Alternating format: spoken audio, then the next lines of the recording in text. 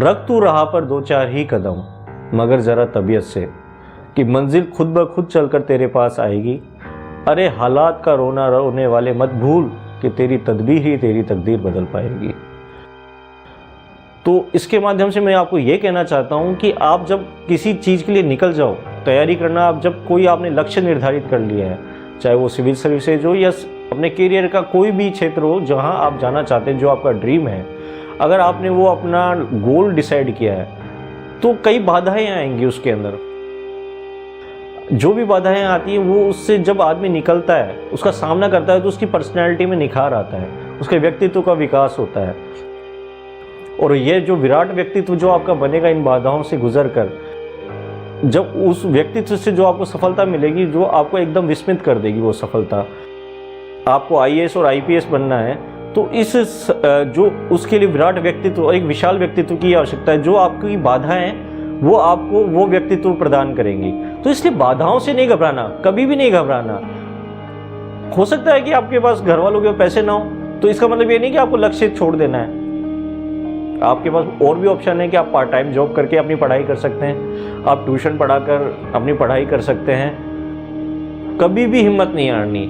मेरी जर्नी आपके सामने है। मैंने लगातार 5 इंटरव्यू दिए। एक समय ऐसा भी आया था मैं घबराने लगा था, लेकिन मैंने आत्मविश्वास नहीं छोड़ा, बाधाओं पे विजय पाई और अपनी तैयारी में जो भी कमियां थी उनको पहचानता गया, उनको दूर करता गया और लगा रहा। मुझ में एक विश्वास ज़रूर था कि यूपीएससी के प्रति मेरी एक आस्था थी कि मैंने दोस्तों से सुना था, मेरे कई दोस्त थे जिसमें चुनाव जाट है, जिन्होंने 4 इंटरव्यू दिए थे लगातार। मैंने 5 दिए, उन्होंने 4 दिए थे। वो मेरे सीनियर थे, 4 इंटरव्यू दिए थे, उनको 3 इंटरव्यू में सफलता नहीं मिली थी।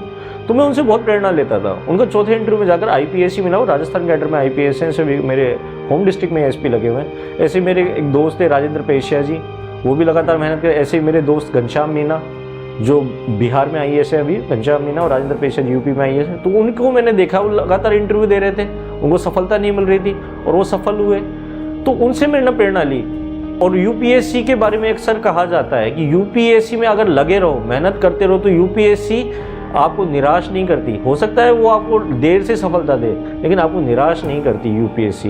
ये यूपीएससी की सबसे बड़ी खासियत है। अगर आप तैयारी कर रहे हो, ईमानदारी से अपने प्रयास कर रहे हो, ईमानदार होकर अपनी तैयारी कर रहे हो, तो आपको निश्चित रूप से सफलता आपको मिलेगी और सफलता आपके कदम चूमेगी और वह सफलता आपके सपने तो पूरा करेगी, साथ में आपके माँ बाप का नाम भी रोशन करेगी।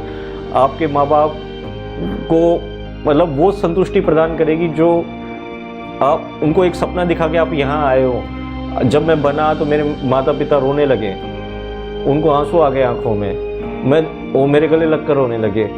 तो वो आंसू दुख के नहीं थे, वो खुशी के आंसू थे। पहले वो जब मैं फेल होता था तब रोते थे, लेकिन उस दिन वो खुशी से रो रहे थे। और मुझे उस दिन इतनी खुशी हुई कि मैं उसे अपने शब्दों में बयान नहीं कर सकता। आज मुझे इतना सम्मान समाज में हर जगह सम्मान मिला, तो वो अपनी मेहनत की वजह से मिला, अपने आत्मविश्वास की वजह से मिला। तो दोस्तों, आपको भी अपने ऊपर आत्मविश्वास रखते हुए मेहनत करनी है और बाधाओं से नहीं घबराना, निराश नहीं होना। हो सकता है कि आप प्री में रह जाएं, हो सकता है आप मेंस एग्जाम में रह जाएं, हो सकता है आप इंटरव्यू में रह जाएं। तो इन चीज़ों से आपको निराश नहीं होना है बिल्कुल भी। एक और स्वामी विवेकानंद की मुझे बात याद आ रही है कि उद्यमी मनुष्य की सहायता करने के लिए तो प्रकृति भी बाध्य है। उद्यमी मतलब मेहनती। अगर जो इंसान मेहनती है तो उसकी सहायता तो प्रकृति मतलब जो हमारा जगत है, या उसे हम दूसरे शब्दों में ईश्वर कहें, तो वो भी हमारी सहायता करने के लिए बाध्य हो जाते हैं। तो दोस्तों, हिम्मत नहीं हारनी और लगे रहना है।